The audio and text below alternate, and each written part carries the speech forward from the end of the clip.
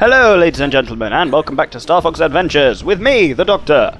In the last episode, we successfully dropped the final Spellstone off at the Force Point Temple, but turns out that wasn't enough to bring the planet back together. We need Krazoa Spirits. So, we've been tasked to return to the Walled City and find a Krazoa Spirit, which is apparently hidden there. But we were given a very non-subtle warning by Slippy Toad that we should buy the high-def display device. So, let's do just that. And there's another little thing I haven't shown off yet that we can while I'm in there. It's pretty much the last thing we still need to buy in the store, because you should have bought this a long time ago, but I didn't. Only because this is an LP, because now, right, you'll notice if we press Z, you can go into first person view and have a little look around. But when we buy the high-def display device for 19 scarabs, let's say, yeah, that was a win for me, definitely. Now what it allows us to... Oh god, we have to go through this whole bloody rigmarole, don't we? Good lord. Come now. This Fox's high-def display device. High-def display device. Slippy airdropped it to you, but the shopkeeper got it first, and that's why you've had to buy it. That shopkeeper never misses a chance to get scarabs. Press Z to bring up the display and use C-stick to zoom in and out. Essentially, it's like a telescope kind of thing. Now, we get kind of this thing, and we can zoom in, and it's kind of cool, but what I don't like is that you always have that overlay. And essentially, I like to end episodes with a kind of first-person shot of just the area where we are. And I couldn't do that with this one because it looked kind of awkward and ugly, so that's the reason I didn't buy it. Normally it is kind of useful to have, so I would have bought it by now, but you need it for a part of the Walled City. The final thing we can do, because we haven't done it yet, is the Scarab Room that you mentioned ages ago, where we played the Scarab game. How about playing a little game? Choose how many scarabs you wish to gamble. I will then throw them into this cave, and you have to collect them within my time limit. You can bet up to 10 scarabs, and it's essentially a double or nothing game. I'm going to put 5 in for now, just because why not. So you give him 5 scarabs, and he scatters them around the room. Are you ready? Yeah, I love his voice. He scatters 5 along the room, along with 5 black scarabs. Touch 1 black scarab, and the game is over. But if in the time limits, which is depending on how many scarabs you've given him, you collect all 5 of yours back, then he gives you yours back, and another... And he gives you another amount on top. So we bet 5, so we get our 5 back, plus another 5 from him. So the maximum you ever bet is 10, so you can earn 10 scarabs for each run doing it. It's fairly easy, but it's just... Compared to the fact that opposite the Scarab Room is a boulder that always has 30 scarabs underneath it, it's not really worth the time. But I just thought I'd show it off because we haven't yet. Anyway, now we're going to fly up to the Walled City, and you've already seen me flying to the Walled City, so I'm going to go ahead and speed through it. I'm not going to cut it just because I might get a fucking fantastic score. I don't want to miss that. Well, I don't want you to miss that, but I don't think we need fuel cells for this trip, so yeah. See you at the Walled City!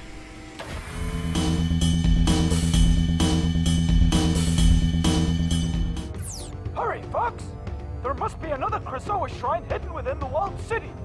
When you land, go directly to the King Earthwalker. He should be able to tell you where to start looking. Peppy out!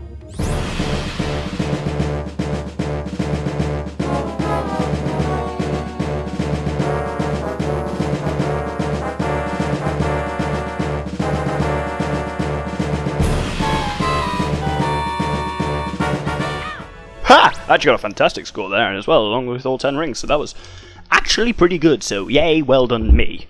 I just pulled my bloody microphone off my head. Nice one. Anyway, yeah, you remember when we were back at the Walled City and my microphone was going all shit if you watched that episode? Can't blame me if you didn't, it was awful. But, yeah, I pointed out that there are 2 sides of the world, of the level that we hadn't really explored yet. And that's what we're here to do now. So, without further ado... without further ado, I don't know why I even did that with my voice. I didn't do it. It just happened. Anyway...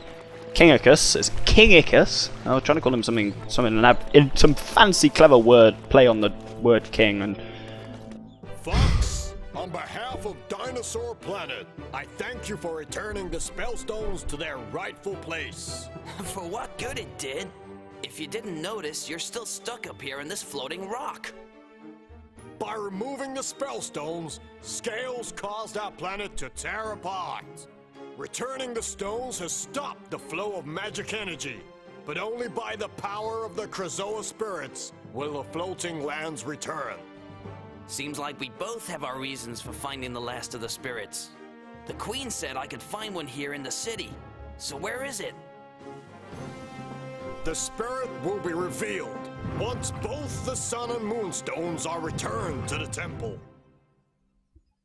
You heard the man. So, this is the second time this happened, that shortly before running into the King Earthwalker, I have a complete seizure and forget how to speak. But I'm going to do the sun side first, because why not? First off, we start with a block sliding puzzle. Yay! If you look carefully, you'll see there's these kind of lines along the ground. They tell you where the blocks pretty much should be pushed. What you need to do is make sure each block... bugger, have I fucked it already? I have. Well, that was a good start. If you touch any of the walls, by the way, everything resets. Because I need to push this one first. And, yeah, so you just need to make sure each one of those blocks, they'll stop automatically if they end up touching, like, those hologram things. What do we do now? Bollock. Oh, no, that's what we did. We slide this one up. Slide it. And slide that one down there. You don't even have to like push them or anything, you just literally just press A on them from the side you want to push them from. And that's all that, so that opens that cool looking portal thing up there. And we now need to go up there as well. I really like this part of the game, like the Sun and Moon temples that we do here. They have some really like innovative puzzles, and it's just cool to kind of have this in at the end of the game. It feels like, it's nice that it feels like you're coming back to the walled city, but you're not repeating anything. But yeah, this is what we need the high-def display device for, because if we zoom in on that... Shit's bright, apparently. Good one, Fox. But that opens the door for some reason. Still don't fully understand that, but that's why we had to purchase the high-def display device. Now you know. I'm not just crazy. Though that was kind of crazy, that didn't really make sense why we had to do that. But yeah, I find especially inside the temples have a kind of really Indiana Jonesy feel. Oh, there's firebirds, yay. Fire keys equivalents. Right, now here you'll notice there are 3 slots and 3 blocks. Each of the blocks has a symbol on one side, and what we need to do is reorganize them all so that... Oh no, bugger.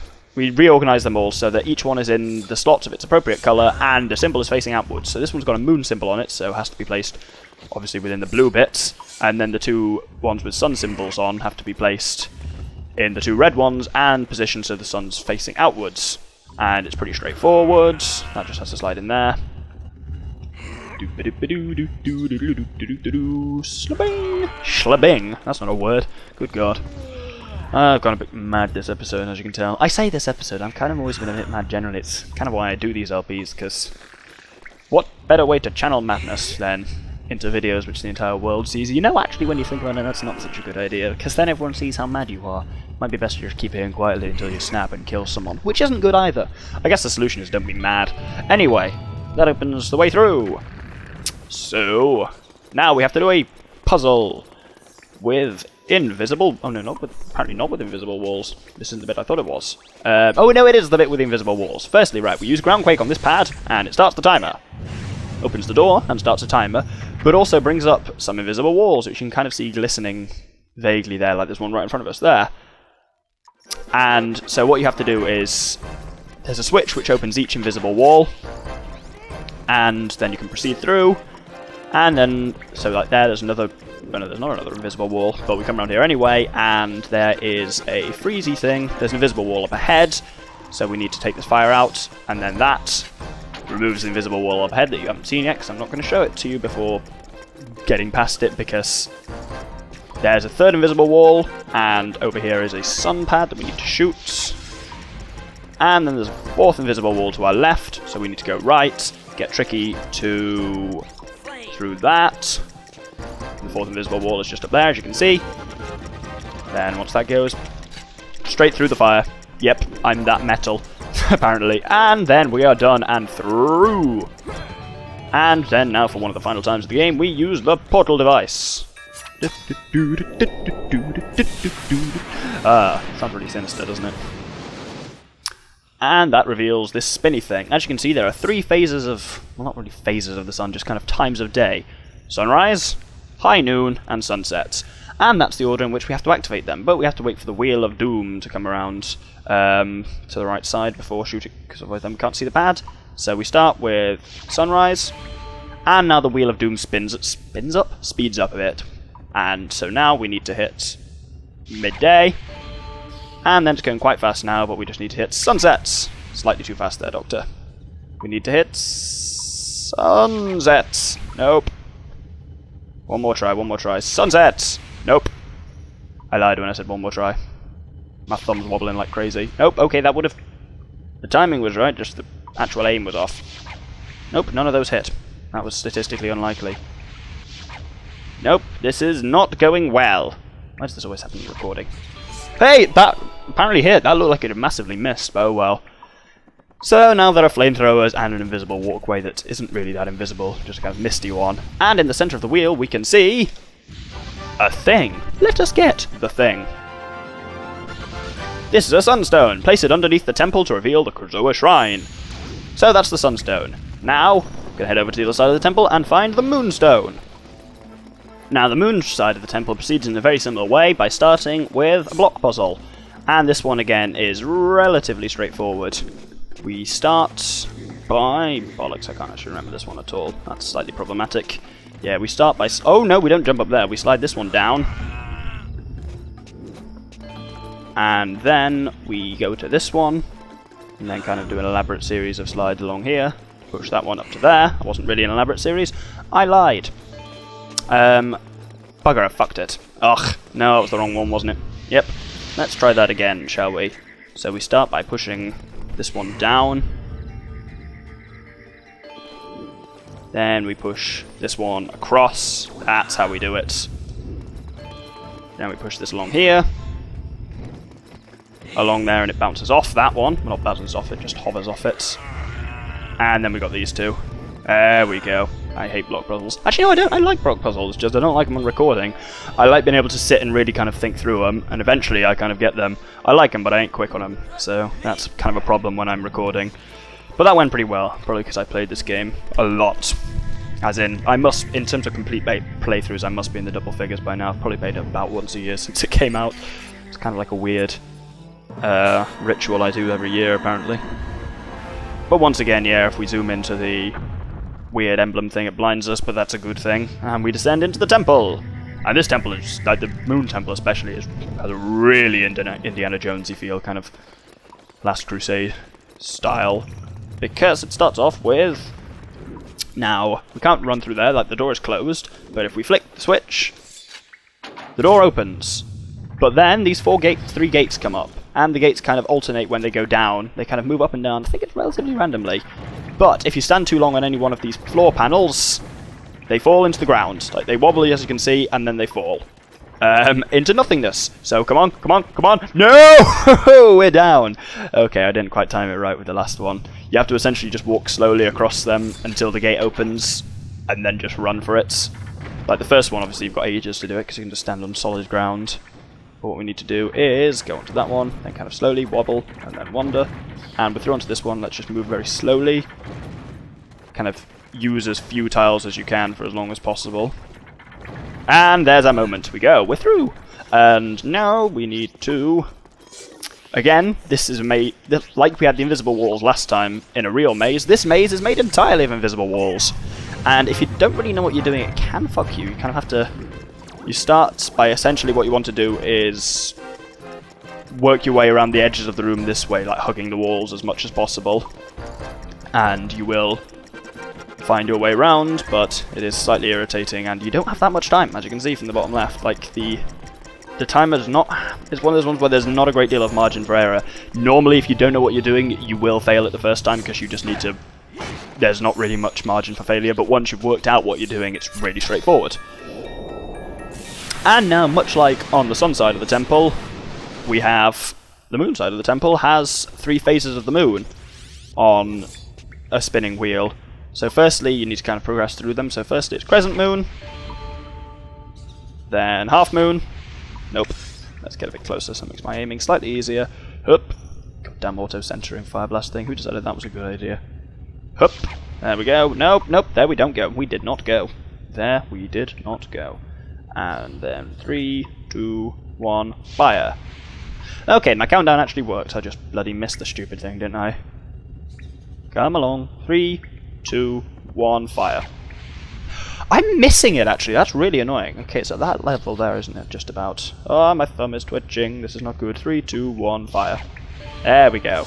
And I'll move over here for hitting the full moon. 3, 2, 1, fire. That was kind of random. It's going very fast, this one. This feels like it's going faster than the sun wheel was.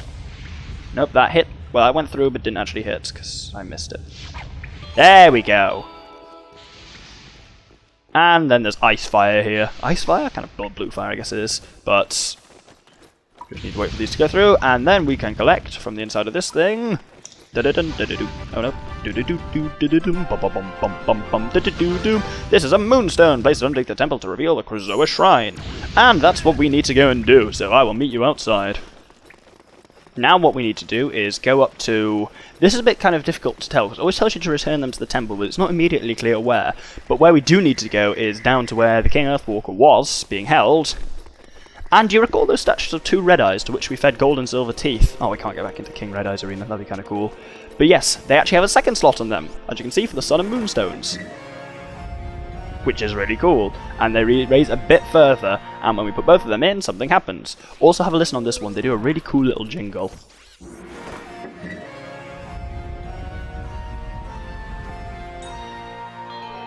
Which I think is awesome. And that raises up the roof of the temple. Oh, and there's a warp pad in there. Wonder where that goes. That'll be for next episode, but we'll go up there now. Next episode may or may not be the finale as well, because we're getting very close to the end. And it depends whether I think I can split it reasonably into 2 episodes, or whether I should just make it one mammoth-length episode. By mammoth length, I mean about 40 minutes. Well, it depends how much I fail on various things. Anyway, so this episode we have managed to successfully... well, we bought the high-def display device, which was very exciting stuff, wasn't it? We've come back to Walled City, found the sun and the moonstones, and returned them to the temple. And now we are about to enter the final Krazoa Shrine at the top of the temple. And then once we return that to the palace, that should bring the entire world back together. So that's pretty fly. Oh god, you said it again, didn't you? God, I'm not cool enough to use phrases like pretty fly, pretty pimp, stuff like that. So I need to stop doing it. I need someone here when I'm recording to just tell me, Doctor, you sound like a God, I've completely degenerated, so on that note, I'm gonna... See, it's not as good ending the episode with a kind of viewpoint when you've got this blinking high-def display device up there. There was a star over there. That was doing a lot of blinking. That was kind of cool. But yeah, so thank you very much for watching this episode of Star Fox Adventures, and hope you'll join me next time for the final Krazoa Shrine. Good day.